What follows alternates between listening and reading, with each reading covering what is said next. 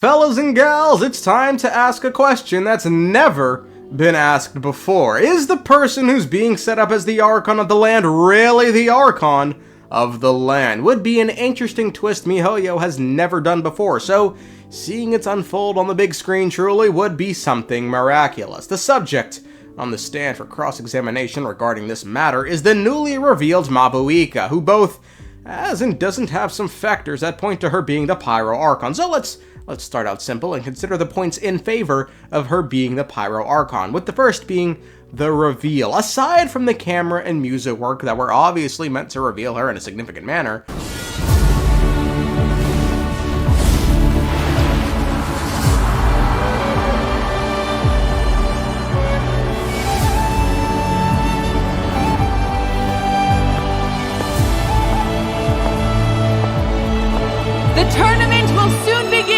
the way we came to meet the Natlan cast was via a ball that was meant to alert them to the upcoming tournament and signal their participation. The ball made contact with every single person we saw except for three: Ororon, Capitano, and Mavuika. We know fuck all about Ororon. That ball was never finna make it to Capitano, so what about Mavuika? Why didn't she get the ball? Well, the answer is she doesn't seem to be a participant of the tournaments, but rather the master of ceremony. She's presumably already in the arena here, and to a roaring crowd announcing the start of the tourney and informing the participants they should give it their very best, and to the winner will go all. My dear friends, take your positions! Embrace your competitive spirit and give your all! This battle is for winners only! The champion will take all. All, huh? That's quite the prize. How do you know you can provide that, unless you were a god? Another point in her favor is her appearance. We've been told the Pyro Archon is a female. Mavuika is a female. Either the past or present Archon was noted for their fiery red hair, and the title of Lady of Fire said so by Lord Barbados himself. Mavuika has red hair, and with regards to her connection to the title of Lady of Fire, Mavuika's name is derived from Mahuika.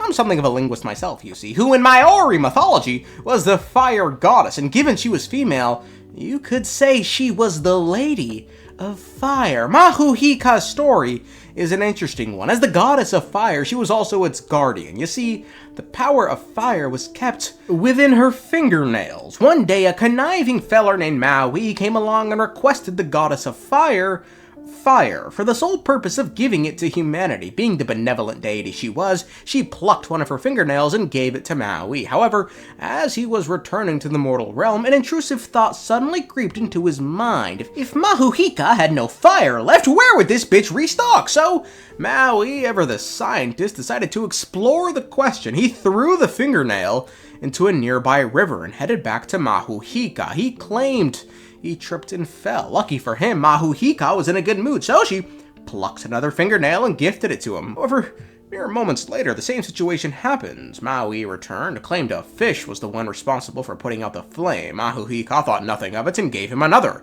The cycle continued for quite some time until the fire goddess plucked nearly all her finger and toenails. Finally realizing she was being fucked with, became enraged, smashed a burning fingernail into the ground, and Maui instantly became engulfed in flames. He then shapeshifted into a hawk to escape the flames, but even in the sky, he could not run. It wasn't until he pleaded to Taguri Tamiya, the god of weather, to send rain to quell the fires.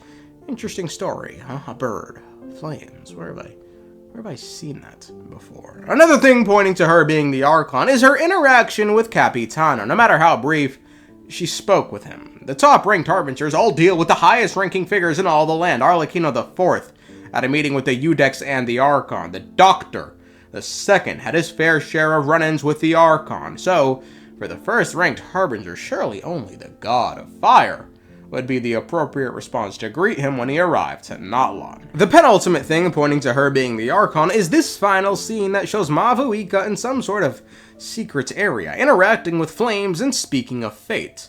Time to burn again!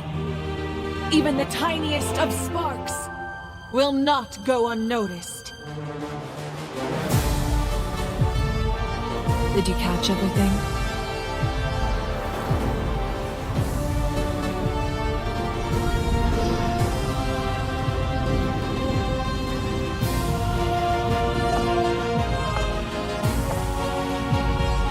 What our eyes see ought to be our fate. But now, close your eyes and feel. For with our blood, we will forge our true fate. The dialogue regarding fate is the most interesting, as if she was just a figurehead, an MC, and nothing more. How then would she know the fate presented to everyone is but an illusion, and to achieve one's real fate, they must fight. This would require intimate knowledge of the fake skies, Celestia and Irminsul, yet she seems to know this. If she were a god, an Archon no less, it would make complete sense. It will be forged with blood, a turn of phrase becoming of the goddess of war. Now finally, the last thing pointing to Mavuika being the Pyro Archon is she looks a lot like Himeko. Hey, let's keep it a buck. Fuck the lore. The bitch looks a lot like Himeko. Okay? To the point of her not being the Pyro Archon, it could be she's simply a second in command, and the real Archon is somewhere far away in a place no one can find them. This brand new, innovative, and never before seen plot device in Genshin Impact wouldn't negate the earlier points with regards to her leading the tournament. It could just be that. She could simply be the master of ceremonies and nothing more. Now, with that said, something working against this is Chasca. After she received the ball, Chasca wondered if she'd be watching. Now, assuming this she was Mavuika, it makes it sound as if she doesn't make public appearances all that often, and while hidden MCs aren't all that uncommon, it would be odd to say the least. Mavuika promising the winner all could genuinely have been made in earnest by the real Pyro Archon, and she simply relaying the message. With regards to her meeting Capitano, even if she weren't the Archon, it would make the most sense for a Master of Ceremonies to want to recruit potential participants, most of all, strong ones, ergo il capitano. Now, to the point of Mavuika knowing of fate,